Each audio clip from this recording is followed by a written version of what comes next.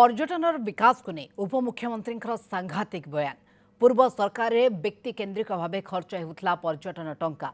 जड़े व्यक्ति प्रचार प्रसार पर टंका बंटा जाउथला। साग माछ दर में बहु पर्यटन स्थली को दलीय कर्मी को दि जाइथिबा अभियोग आनिछन्ति प्रभाती परिड़ा। तथापि प्रमुख पर्यटन स्थलीर अनेक स्थान को निवेशक मानक दिज्व बोली से कहते। यह प्रतिक्रिया रखी बीजेडी विधायक शारदा जेना कहते जे पर्यटन क्षेत्र में जहाँ विकास होइछि बीजेडी सरकार समय होइछि। वर्तमान सरकार पूर्व सरकार को दोष देउथबा शारदा अभियोग करछन्ति।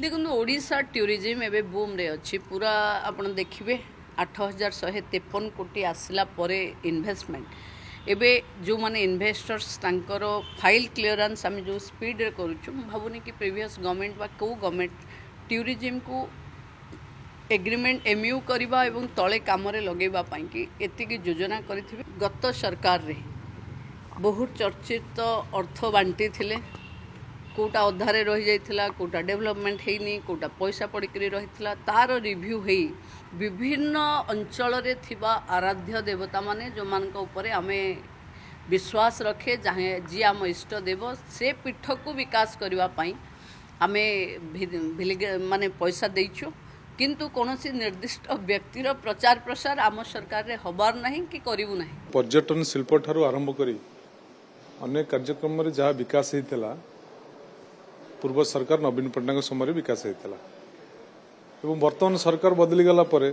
सरकार वर्तमान देखा जाउछि जो काम करि पारु नाहंती से काम गुडी को पूर्व सरकार दोष दउछन्ति, ताहा किंतु वास्तवता नुहे। सरकार तो आपण मान कतिरे व्यवस्था, तेणु आपण माने सरकार को चलेबे, नुआ योजना तैयारी करेंगे, तेणु पूर्व सरकार दोष देकर लाभ कौन अच्छी। यह हूँ गोटे राजनैतिक अभिसंधिमूलक वक्तव्य, तेणु ये कथार किसी गुरुत्व नहीं।